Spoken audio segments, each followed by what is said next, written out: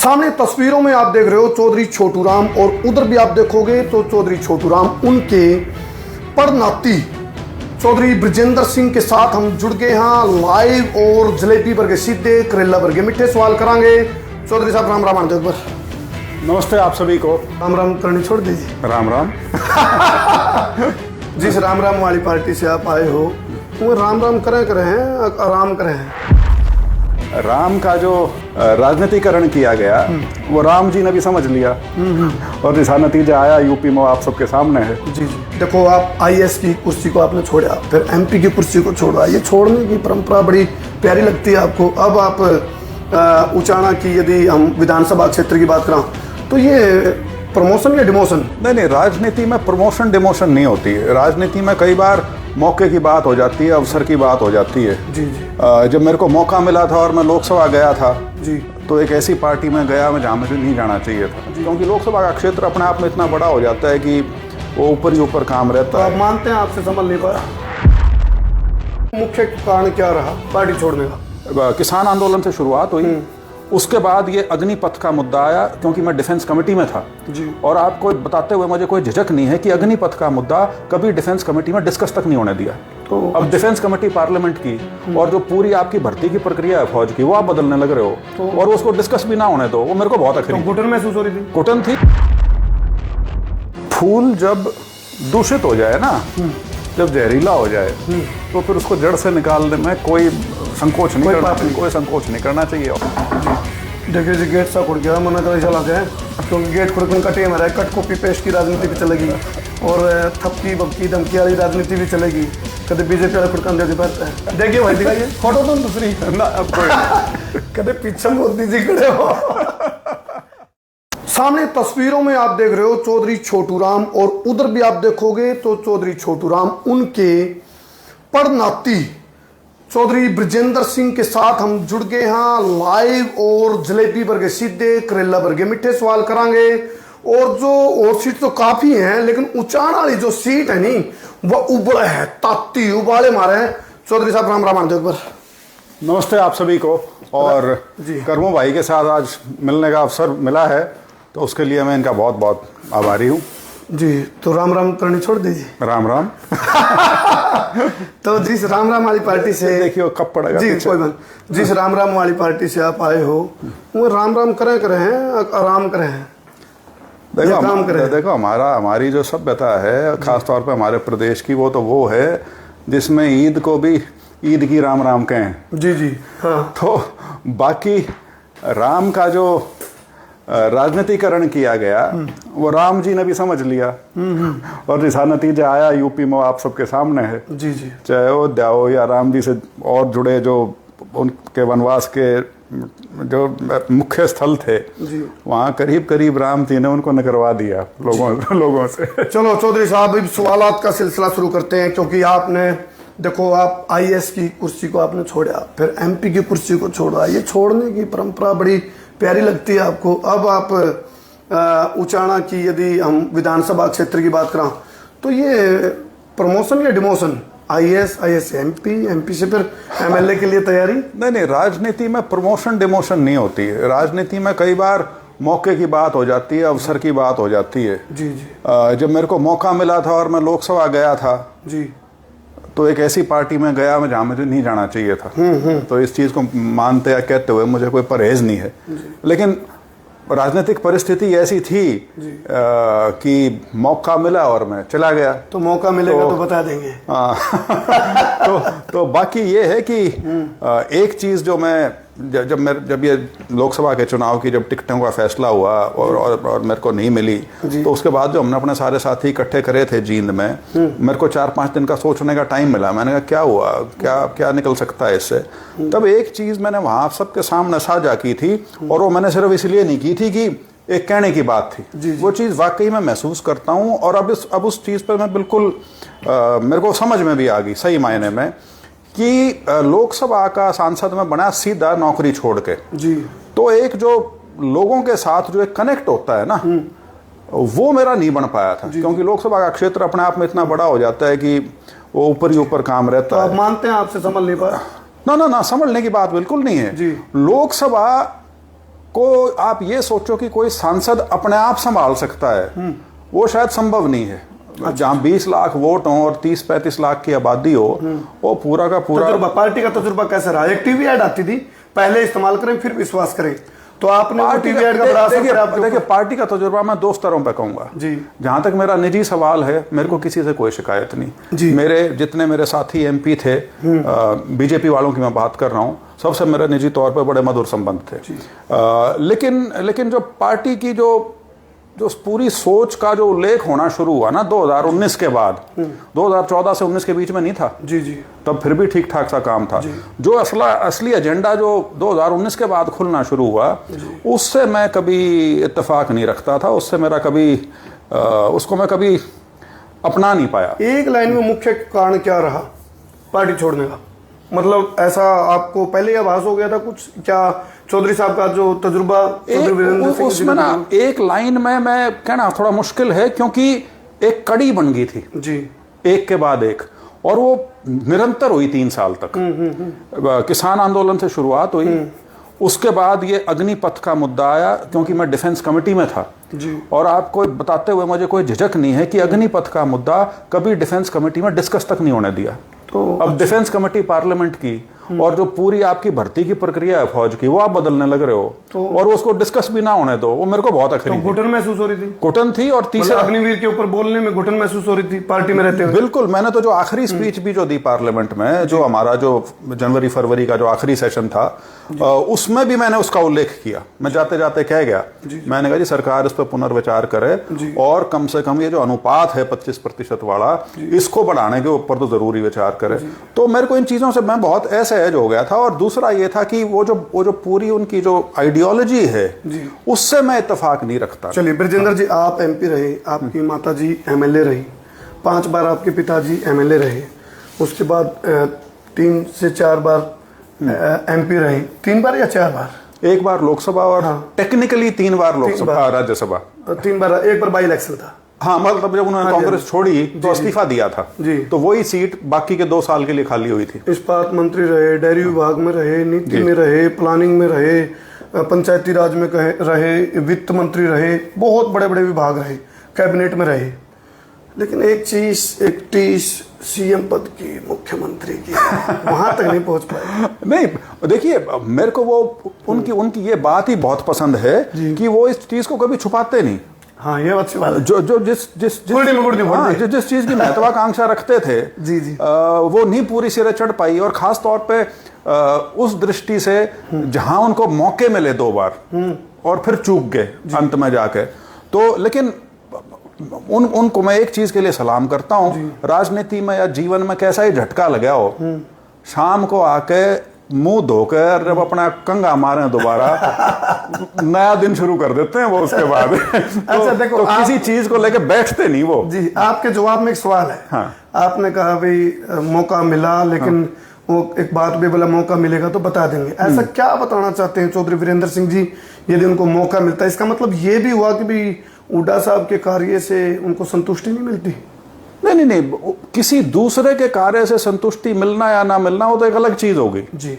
बात तो अपनी खुद की होती है, क्योंकि हर व्यक्ति जो राजनीति में है, खास तौर पे वो जो लंबी राजनीति में हो, बहुत लंबे समय तक जिसने काम किया हो, तो उसके अपने विचार होते हैं। उसका हमेशा ये होता है कि मुझे मौका मिले तो मैं इस हिसाब से इन चीज़ों को करूं, तो वो चीज़ है। बाकी तो उनसे बहुत बार इंटरव्यू में पूछा गया है, जी आपको हरियाणा में जो मुख्यमंत्री हुए हैं उनमें कौन से का काम कैसा लगता है, तो उस पर उनके अलग अलग अपने विचार हैं। ब्रजेंद्र जी, कल मैं एनालाइज दे रहा था, जैसे ही आचार संहिता लगी हरियाणा में, 1 अक्टूबर को चुनाव है, 4 को काउंटिंग है, नतीजे आ जाएंगे। तो मैं एक बात कर रहा था, भाई गुमचोट जिस पार्टी में होगी वो गुमचोट तंग करेगी, और इसमें कोई दो राय नहीं। कांग्रेस के पास बहुत मजबूती है इस बार, एंटी इनकम्बेंसी भी है, और कहते हैं कई बार जब बीजेपी आई थी तो कह रहे थे भी कांग्रेस की हार थी। अब यदि बीजेपी जाएगी तो ऐसा कहेंगे भी ये बीजेपी की हार है, कांग्रेस की जीत नहीं, इसलिए कांग्रेस अपर एंड पे है।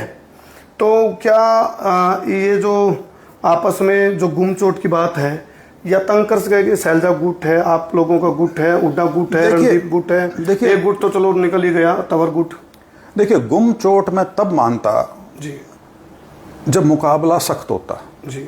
आज के दिन हरियाणा में वो स्थिति नहीं है। आज के दिन करीब करीब आप ये मान के चलिए एक तरफा सा माहौल है कांग्रेस के पक्ष में और उसके दो कारण हैं, पॉजिटिव और नेगेटिव दोनों।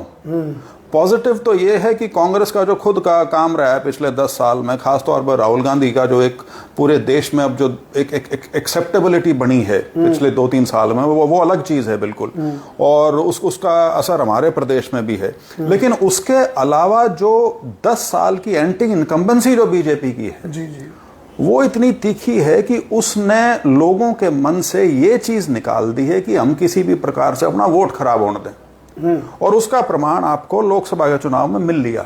देखो बीजेपी ने कोशिश करी थी ये जो जजपा को चुनाव से 2 दिन पहले अलग करके, वो कोशिश यही थी कि कुछ वोट पाड़ लेंगे बीजेपी की, कांग्रेस की, जिससे बीजेपी को फायदा हो जाएगा। लेकिन लोगों ने बिल्कुल अपना वोट जो था वो बंटने नहीं दिया। देखिए जी, गेट सा खुड़ गया, मना कर ऐसा लगा है, क्योंकि गेट खुड़कन का टेम है, कट कॉपी पेस्ट की राजनीति भी चलेगी और थपकी बपकी धमकी वाली राजनीति भी चलेगी। कभी बीजेपी वाले खुड़कान दे भरता है ना बीजेपी और उनके साथी जो और जिनको एजेंसी की संज्ञा देते हैं, उनका खटका सिर्फ उनको आया करते न लकोड़ना कुछ हो, हमारे पे कुछ को नहीं लकोड़ का। अब ये गाना कौन गाएगा, ये गलियां ना चो भरा, ये हाँ ना तो भरा, ऐसा कोई गाना है ना? हाँ। ये गाना कौन गाएगा पता नहीं, मैंने तो गाना नहीं, मैं तो जहां आना था मेरे को जिस जगह वहां मैं आ गया और अपनी जड़ से जुड़ गए, बिल्कुल जुड़ गया। अच्छा देखो, हाथ का जब पंजा बनता है तो ये ताकत दिखती है, जब ये ऐसे हो जाता है तो भी ताकत दिखती है, जब ये ऐसे हो जाता है तो गड़बड़ हो सकती है, क्योंकि इसमें को बीजेपी घुस सकती है कहीं भी, ये गैप बन जाता है। इस गैप को हालांकि लोकसभा में नतीजों में नजर आया भी, आप लोग संगठित थे तो नतीजे अच्छे मिले, जैसी नीयत वैसे नतीजे। चुनाव के बाद में लड़ाई होगी पार्टी में या पहले ही घमासान हो जाएगा? क्योंकि लड़ाई तो होनी तय है, पहले हो या बाद में हो। इसको आप लड़ाई की संज्ञा दे लो, मेरे को कोई उसमें आपत्ति नहीं ना, मेरे कोई आपत्ति, मैं वही कह रहा हूँ ब्रजेंद्र जी, दल हो जाते हैं, गुटम गुट हो जाते हैं ना, मैं इसीलिए कह रहा हूँ मेरे को कोई आपत्ति नहीं जी। लेकिन महत्वाकांक्षाओं का यदि संघर्ष है, हाँ जी, तो उसमें राजनीतिक तौर पे, खास तौर पे लोकतंत्र में, वो एक स्वाभाविक चीज है, व्यवहारिक चीज है, वो ये है ही नहीं कि उसमें कुछ गलत हो। अब सीनियर नेता हैं जो आज से नहीं, पिछले 40, 50 साल से जो हैं और उच्च पदों पर रह चुके हैं सारे के सारे, जी जी जी, तो उनकी महत्वाकांक्षा यदि है तो है, और सिर्फ वो नहीं, उनके साथ जो कहें इतना सांग जुड़ रहा है जी जी, इतने सालों से, उनका भी ख्याल करना हो है। अच्छा, मेरा ध्यान पड़ गया, थोड़ा इधर करो, कैमरामैन जल्दी से फोकस करो, बीच में तिरंगा है और कांग्रेस पार्टी के लीडर की आप फोटो देख रहे हो, तो इसके ऊपर फोटो लग जाएगी, इसके नीचे फोटो है जी दूसरी, कौन सी? जब चेंज हो गया पार्टी कई बार हुआ ना जी भाई, गले गले बदलना पड़ जाए एकदम, इवन के पास से तो कोई दूसरी फोटो जी? ना, कोई नहीं, मैंने बता दिया ना, मैं जहाँ देख लेंगे कि पीछे दूसरी फोटो जी, जहाँ आके मैंने टिकना था मैं टिक लिया। देखिए भाई, दिखाइए फोटो तो दूसरी ना, अब कोई नहीं। कदे पीछे मोदी जी खड़े हो। चलो, क्योंकि देखो राजनीति में भाई वो ये चीजें नौका आ रहा है भाई, दुम्मा उड़ते लिखड़ा कर जड़ाया कुछ न कुछ तो होता ही जी। ठीक बात। देखो, क्या अब ये हाथ का पंजाब कह रहे हो, हाथ भारी पड़ेगा, क्या पाप करोगे? फूल को तोड़ोगे? फूल तोड़ना तो पाप है। फूल जब दूषित हो जाए ना, जब जहरीला हो जाए, तो फिर उसको जड़ से निकालने में कोई संकोच नहीं करना चाहिए, कोई संकोच नहीं करना चाहिए। और ये हम जब फूल बनाने लगे, और ये हम जब हमारे जैसे नेता है ना, वो नहीं कर रहे, लोग कर रहे हैं। नहीं, जब फूल बनाने लगे, फूल जब दूसरों को, लोगों को फूल बनाने लगे फूल 10 साल बनाया ना, राष्ट्रीय स्तर पर भी बनाया, प्रदेश में भी बनाया, और लोगों ने सिर्फ प्रदेश के स्तर पर नहीं, राष्ट्रीय स्तर पर भी इस बात को समझ लिया। मीडिया वाले साथी भी आ रहे थे और आपकी मैं एक बात सुन रहा था, आप कह रहे थे भाई इन बीजेपी वाला गलवा बनेगी, पहले भीतर गए तो भंडारा खत्म, बाहर तो जूते चोरी हो गए, जूते खाए। ठीक, तो इसका क्या लॉजिक है? नहीं, लॉजिक तो क्या, मतलब बड़ी सीधी सी बात है कि ये शायद आप बीजेपी नहीं, मेरे ख्याल से दूसरी जो उनके साथ गठबंधन में थे उनके बारे में कह रहे हो। जी जी। तो हाँ, उनके साथ वो बड़ा वायरल हुआ था, किस लड़के ने करा था, बहुत बुंडी बन गई, वो ये था मेरे हरियाणा प्रदेश के नौजवान युवा साथियों, बुंडी बन गई, तो वो उस टाइप की चीज है। लेकिन वो बुंडी बन नहीं गई जी, उसको उन्होंने अपने ऊपर लाए हैं वो। जी जी जी। किसी ने उनको इस चीज के लिए वोट नहीं दिया था कि आप बीजेपी के साथ सरकार बनाओ, और बना भी ली थी तो लोग उसको भी माफ करने के लिए तैयार थे, क्योंकि 15 साल से विपक्ष में बैठे थे। जी जी, ठीक है। लेकिन उसके बाद जो उनका 4-4.5 साल का जो समय रहा सरकार में, वो उससे वो लोगों का जो विश्वास था बिल्कुल ही खो दिया उन्होंने। और मैं आपको ईमानदारी से कहता हूं, क्योंकि मेरा हमेशा से मानना है कि लोक दल और उसके जो भी रूप थे, हरियाणा में हमेशा बहुत सशक्त राजनीतिक दल वो रहा है और उसकी जड़ें नीचे तक थी। लेकिन 4.5 साल में उस सारी चीज को इन्होंने तहस नहस कर दिया, सिर्फ अपने स्वार्थ सिद्धि के लिए। चलिए चौधरी साहब, ये आपने तय कर लिया क्या ये स्वयंभू टिकट की घोषणा कर रहे हो आप, या पार्टी देगी? ना स्वयं, क्योंकि आप 2 महीने पहले से क्योंकि कुछ नेताओं के तो चार अभी गांव कवर हुए हैं और आप उनमें से जिनके 4 बचे हैं। हाँ, मैंने 18 जून से अपने कार्यक्रम शुरू कर दिए थे और करीब करीब मेरा सारा हल्का मैं कवर कर चुका हूँ। 4 गांव मेरे बचे हुए हैं, 1 मंडी बची हुई है जी। और तो उस नाते बिल्कुल जहां तक दावेदारी की बात है तो मैंने अपना वो जो पर्चा जो है वो तो भर दिया। बाकी उम्मीद है पार्टी मेरे को कंसिडर करेगी। चौधरी साहब का ये भी मानना है भी हमारा, यदि हिसार बेल्ट की बात करें, जींद का एरिया की बात करें, भिवानी के एरिया की बात करें, तो उनका ये मानना भी हमारे अपने जो लोग हैं उनको हम टिकट की दौड़ में आगे रखेंगे जब टिकटमबाजी चलेगी, और उसमें दावेदारी प्रस्तुत करने की बात भी होती है। इसमें ये पीछे की स्टोरी यही होती है तकरीबन। ये वही है जो सांग जोड़ने वाली बात है। जो इतना बेड़ा बांधने वाली बात है, सांग जोड़ने वाली बात है। जो लोग आपके साथ 10 साल 20 साल 30 साल से लगे हुए हैं जी जी, तो वो कोई उम्मीद के साथ ही लगते हैं ना, बिकॉज राजनीतिक आदमी को कुछ तो अंत में उसका फल चाहिए।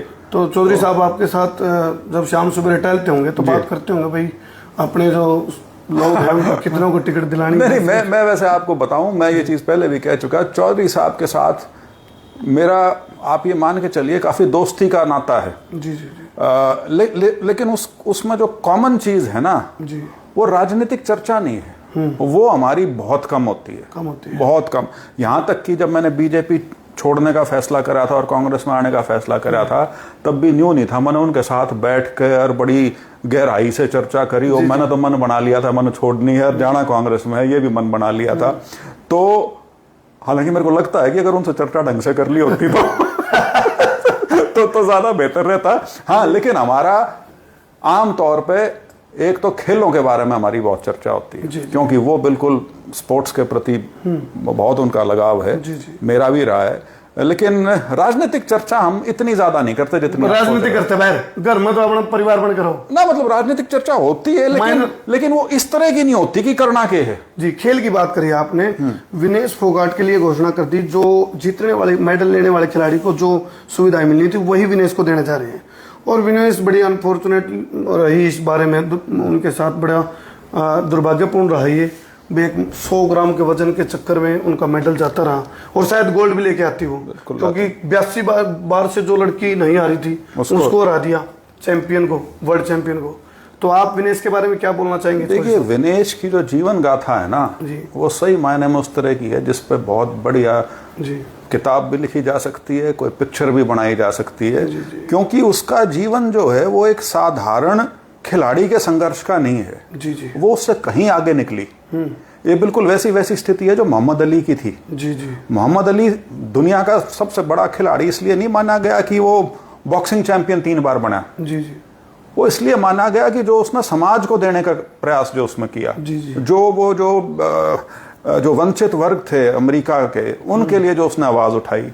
तो विनेश फोगाट एक एक्टिव रेसलर होते हुए उसने वो जो संघर्ष किया, वो लड़कियों के सम्मान के लिए, जो महिला रेसलर्स के साथ जो उत्पीड़न हो रहा था, और जिस प्रकार से वो उस भावना के साथ जो उसने किया, वो है जो उसको एक बहुत बड़ा, सिर्फ खिलाड़ी नहीं, बहुत बड़ा व्यक्तित्व बनाती है। और मुझे गर्व है उसके ऊपर कि उसके बावजूद भी वो दोबारा से अपने आप को तैयार करके और उस स्तर पे ले आई कि दुनिया की सबसे बड़ी रेसलर को उनकी वेट कैटेगरी में जो थी, क्योंकि वो शायद आगे भी जीत गई है। बिल्कुल, उसने लिखा भी एक थोड़ा बड़ा पीड़ादायक वो बात लगी पूरे देशवासियों की आंखें बिल्कुल कुश्ती जीत गई, मैं हार गई। क्या खेल में राजनीति है या राजनीति में खेल है? दोनों है। खेल में राजनीति या राजनीति में खेल? दोनों है। तो आप लोगों की तरफ से या हुड्डा साहब की तरफ से बयान आया भाई यदि हमारे पास अक्षमता तो हम राज्यसभा भेज देते विनेश को, और ये षड्यंत्र हुआ कि नहीं उनके साथ, विनेश के साथ? मानते हो आप ये बात? देखिए, षड्यंत्र वेट 50 किलो से कम आने में हुआ नहीं हुआ, मैं उस बहस में नहीं पड़ूंगा। लेकिन जो मैंने कहा उससे पीछे के जो 2-2.5 साल थे जी, वो तो सारा षड्यंत्र ही था कि हरियाणा की जो रेसलिंग है इसको किसी तरह से दाब दिया जाए, कुचल दिया जाए, जबकि मुद्दे कुछ और थे और उनको बना दिया गया फेडरेशन का मुद्दा और वो सारा। तो वो इसीलिए मैंने कहा कि वो बड़ा संघर्ष का एक पीरियड था खिलाड़ियों के लिए, और मैं कभी नहीं चाहता कि खिलाड़ियों को वो उस चीज से कभी निकलना पड़े जहां वो खेल के अलावा उनको अपनी सरकार से, अपनी फेडरेशन से लड़कियों की अस्मिता के लिए संघर्ष करना पड़े। दुर्भाग्यपूर्ण, ये बहुत दुर्भाग्यपूर्ण है। और जहां तक विनेश को वो जो आप शायद राज्यसभा भेजने की बात कर रहे हैं, उसमें मेरा अपना मत ये है कि विनेश फोगाट सरी के खिलाड़ी, जिस स्तर की वो खिलाड़ी है, उनको या तो सर्वसम्मति से भेजा जाए तो, या जो एमिनेंट पर्संस वाली कैटेगरी में राष्ट्रपति मनोनीत करता है राज्यसभा में, इसमें सिनेमा के, लिटरेचर के साइंटिस्ट वगैरह वो लोग जाते हैं। सचिन तेंदुलकर को भी उसी माध्यम से राज्यसभा दी गई थी। हाँ। उस कैटेगरी में यदि भेजें, मैं वहां तक सहमत हूं। दलगत राजनीति के हिसाब से भेजने के लिए मैं शायद उससे इत्तेफाक नहीं। आपकी है अपील सरकार से, भारत सरकार से? मेरी ये अपील तो जरूर है, नहीं मेरी भारत सरकार से या उनसे नहीं, मेरी सभी राजनीतिक दलों से है कि यदि आप विनेश के बारे में सोचते हैं कि वो हकदार है संसद में आके बैठने के लिए, तो सारे दल एक होके, और ये कहो जो हमारे जो 3 तारीख का जो चुनाव है, 3 सितंबर का है ना शायद राज्यसभा वाला, इसमें यदि सब दल उसको यूनानिमसली यदि अपनी तरफ से भेजें तो मैं उस चीज से सहमत हूं। किसान मसीहा चौधरी छोटू राम क्या पड़नाती हैं, आपके पड़नाना वो रहे और पड़नाना थे। तो किसानों को लेकर के जिस दिन चुनाव आयोग की प्रेस कॉन्फ्रेंस हुई, तारीख निश्चित की गई, उससे ठीक 4 से 5 घंटे पहले मुख्यमंत्री नायब सैनी ने एक प्रेस कॉन्फ्रेंस की।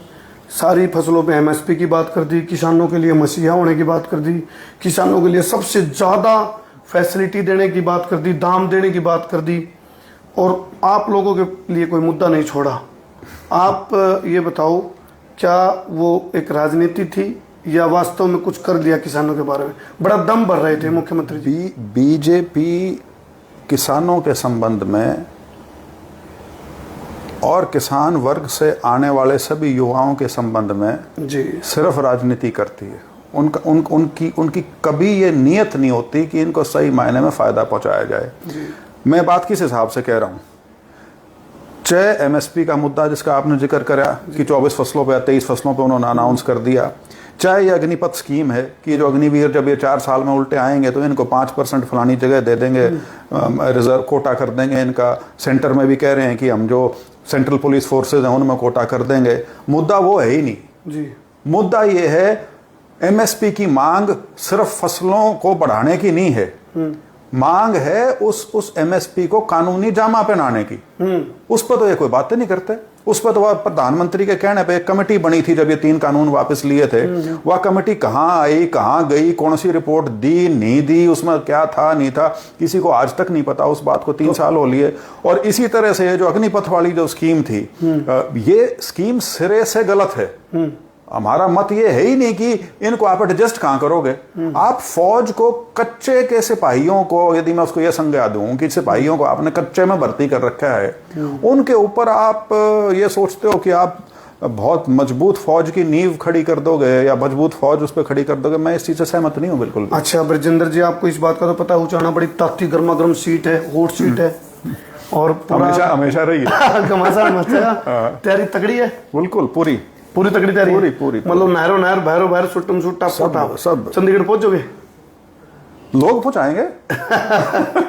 चलिए, कोई संदेश उचाना की या हरियाणा प्रदेश की जनता के लिए कोई मैसेज आप? नहीं, जरूर मेरा सभी हरियाणा वासियों से ये आग्रह है कि जो 1 अक्टूबर का चुनाव है उसमें अपने विवेक का, अपने राजनीतिक मत का अधिकार है, उसका आप प्रयोग करें और सुनिश्चित करें जो 10 साल से जो बीजेपी की सरकार हरियाणा में चल रही है उसके प्रति जो आपकी नाराज़गी है उसको आप वोट के माध्यम से लोगों के सामने लाएं, और ये भी सुनिश्चित करें कि ये जो बीच में कुछ शक्तियां, राजनीतिक शक्तियां जो हैं, वो प्रयास करेंगी कि आपको किसी तरह से विभाजित किया जा सके, जिससे सत्ता सीन जो दल है भाजपा, उसको किसी प्रकार का फायदा पहुंच पाए राजनीतिक तौर पे, इलेक्शन के तौर पे, तो ऐसे किसी भुलावे में या ऐसी किसी भावनात्मक अपील में ना पड़ें।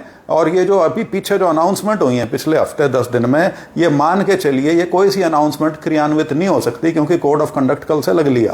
तो ये सारी की सारी कागजों के ऊपर हैं। इनकी असली नीयत वो आपको पता है, और ये नीयत नीति में ये परिभाषित कई बार कर चुके हैं।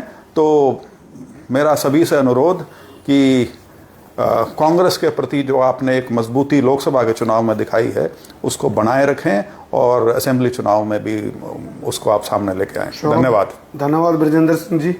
आपकी आखिरी लाइन शायद पार्टी को ईसीजी करवाने पर मजबूर कर दे। भाई ये करेंगे, कोशिशें साजिशें रचेंगे विभाजित करने के लिए, और कांग्रेस को कोई रोक नहीं सकता। जिस तरह का सुनहरियो हरियाणा का स्टेम है, कांग्रेस रुक नहीं सकती। जलजला है, आवेगी, लेकिन रुक सकती है तो उनके जैसे अभी ब्रजेंद्र सिंह जी ने इशारा करा, भाई बीजेपी विभाजन की फूट डालने की जो कोशिश करेगी वो काम नहीं हो जाए। चौधरी साहब शिकारे आऊगा, जाल बिछाऊगा, दाना डालेगा, फंसना मत, कहते भी गए फंस दोगे, कहते फंस भी जाओ। ना, क्योंकि बीजेपी जो है वो मास्टर है, एक्सपर्ट है, स्पेशलाइजेशन समाज में जो लकीरें हैं उनको चौड़ा करने में जी। तो हमारा जो भाईचारा है, जिस प्रकार से पिछले 10 साल में उसको इन्होंने ढीला कर रखा है, ये अगर अब नहीं संभला तो ये टूट जाएगा। मेरे को एक इनपुट मिली है, जो सेक्टर 5 पंचकुला में प्रदर्शन पे बैठे हैं अलग अलग, चाहे वीटी के हों, वोकेशनल टीचर के हों, वन मित्र हों, और अलग अलग कैटेगरी के, तो उनको ये कहा गया भाई हमारे को बनवाओ आप लोग, और फिर हम आपका सारा काम निपटा देंगे। निपटाना होता तो निपटवा देते पहले। ये सारी चीजें इलेक्शन के टाइम में क्यों कहने लगे थे? वो ऐसी भी प्रद्युमन वाली बात होगी, दया कुछ तो गड़बड़ है, पूरी गड़बड़ है। पूरी गड़बड़ है, पूरी गड़बड़। तो दरवाजा तोड़ना पड़ेगा। टूट लिया अब तो। टूट लिया। चलो जी, बहुत बहुत धन्यवाद, थैंक यू। आपने कैसा लगा इंटरव्यू, और कैसे मेरे सवालों के जो जवाब चौधरी ब्रजेंद्र सिंह जी ने दिए, जो कि किसान मसीहा चौधरी छोटू राम के प्रणेता हैं, आप इनके जवाबों से कितना संतुष्ट करते वीडियो देखिए, और अपनी राय कमेंट में जरूर बताइए। आने वाली सरकार किसकी बनने लग रही है, क्यों बनने लग रही है। बहुत बहुत धन्यवाद।